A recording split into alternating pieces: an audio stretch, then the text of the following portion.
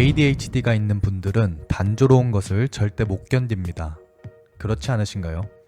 제가 그래서 가만히 석양만 보는 것을 극도로 못 견뎌합니다.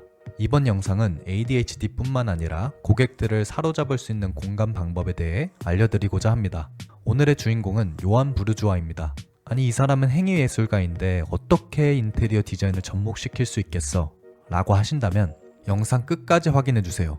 리스본에 제가 직접 방문했던 곳을 예시로 남들과 다른 브랜딩 방법도 같이 알려드리겠습니다. 이렇게만 하면 국내에서 이슈화는 따놓은 당상인데요. 실행력이 있는 분이라면 말이죠. 바로 시작하겠습니다.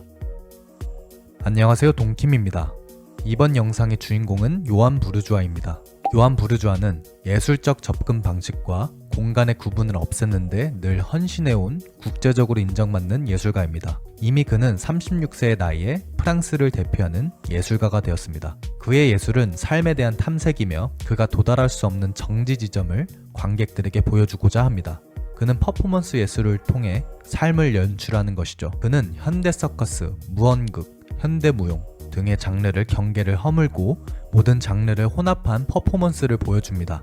그의 작품 세계를 정지 지점에 접근하려는 시도로 정의하는 미술 평론가들도 있을 정도로 그는 정지점 혹은 극점이라는 주제와 그것에 도달하려는 과정을 고유의 퍼포먼스로 잘 드러냅니다. 인류 역사상 최초의 실험을 통해 지구의 자전을 증명한 푸코의 진자에서 영감을 받은 무대부터 무대 자체를 과도한 중력의 장으로 변형하며 문자 그대로 시적인 움직임을 보여주는 퍼포먼스까지 과감히 선보이는 그는 진정한 의미에서 고개사입니다. 말이 어렵죠? 제가 쉽게 설명을 드려보자면 이런 역사적 실험 장치에서도 영감을 받아 자신의 방식으로 해석하여 보여준 것입니다. 저번 영상에서 말한 스튜디오 드리프트는 자연에서 영감을 받았던 같은 맥락입니다. 예전부터 말씀드리는 여러 분야의 융합을 열린 마음으로 영감을 받아야 하는 이유가 이 때문입니다. 그래야 새로운 디자인과 브랜딩이 연출될 수 있기 때문입니다.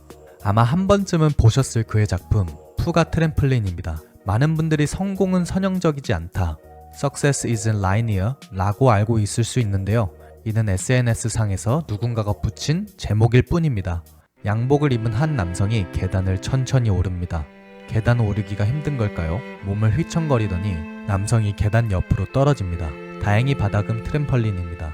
그는 반동을 이용해 다시 계단 위로 튀어오릅니다. 남자는 계단 정상을 향해 춤을 추듯 오르고 내리면서 트램펄린이 있는 바닥으로 떨어지고 다시 뛰어오르기를 반복합니다. 인생의 목표를 향해 가지만 도달하기 쉽지 않은 우리의 인생 같습니다.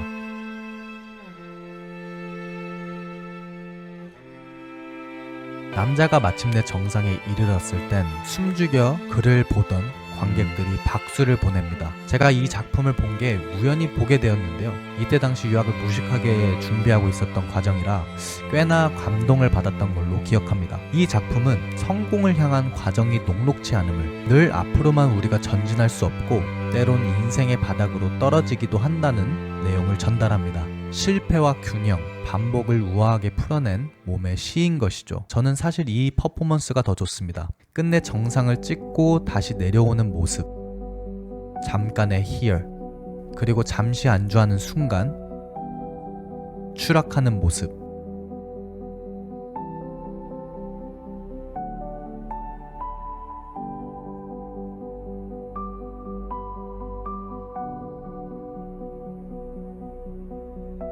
그리고 마감.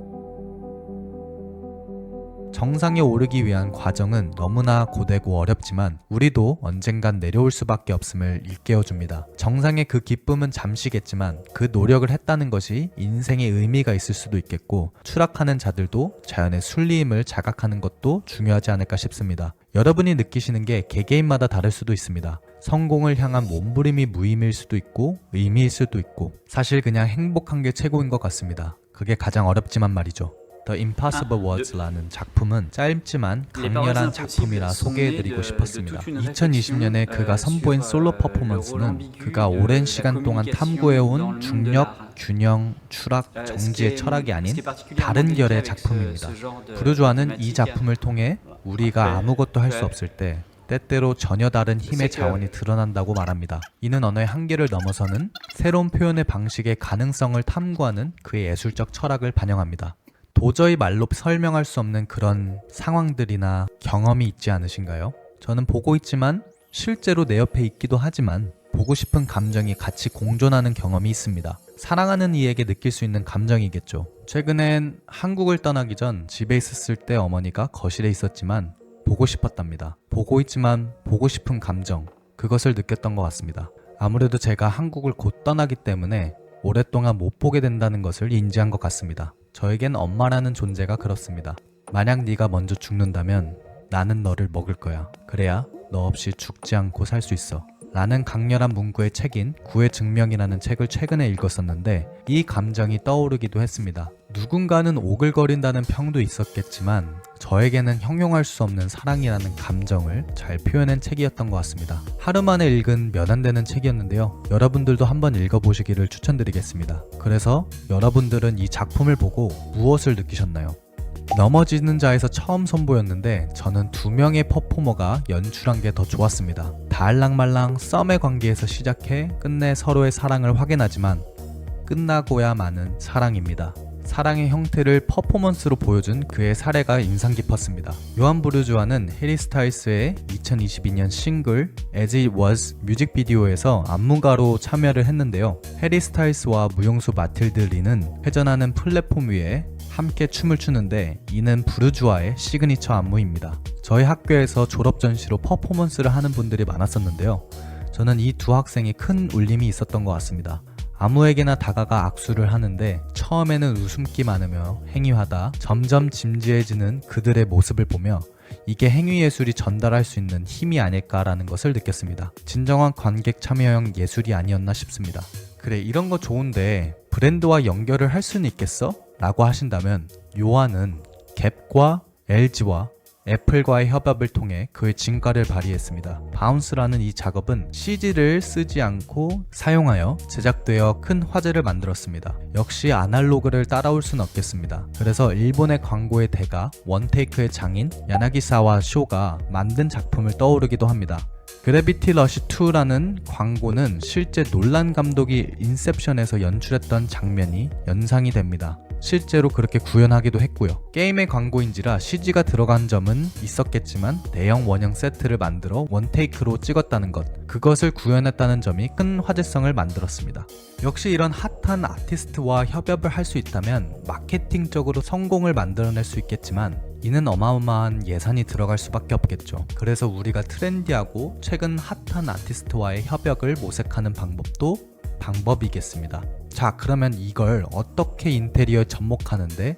라고 물으신다면 이곳을 소개시켜 드리고 싶습니다. 제가 다녀온 리스본의 레스토랑이 이를 잘 보여주는데요. 팔라시오 두 그리우는 리스본 중심 알파마 근처에 18세기 궁전을 개조했습니다. 레스토랑, 퍼포먼스, 아트 등을 활용하여 공간을 디자인했고요. 매일 밤마다 다른 스토리라인의 공연이 나오며 식사를 하면서 배우 무용수들이 등장하고 공간과 상호작용을 제대로 보여주는 사례입니다. 솔직히 저에겐 충격 그 자체였습니다.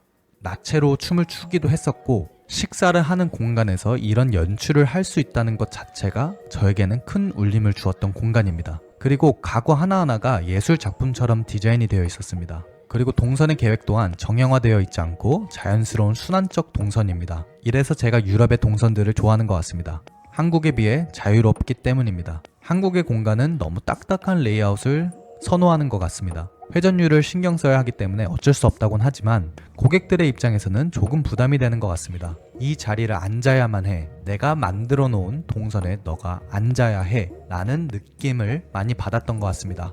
어떻게 보면 폭력적이죠. 레이아웃도 조금은 자연스럽게 배치할 수 있다면 고객들이 더 편안함을 느낄 수 있고 자유로운 공간이 형성될 것입니다. 조금은 다르게도 생각해 보시면 좋을 것 같습니다. 도쿄의 인테리어가 저에게 더 편안함을 주었던 것은 코지한 디자인, 마감재가 주었던 편안함이 아니라 이런 자유로운 레이아웃이 있었기 때문입니다. 많은 브랜드와 예술가들이 예술을 통해 자신만의 마케팅 방법을 활용하거나 융합을 합니다. 저는 그렇기 때문에 인테리어 디자인에서 끝나는 것이 아니라 예술과 접목시키는 작업을 해오고 있습니다.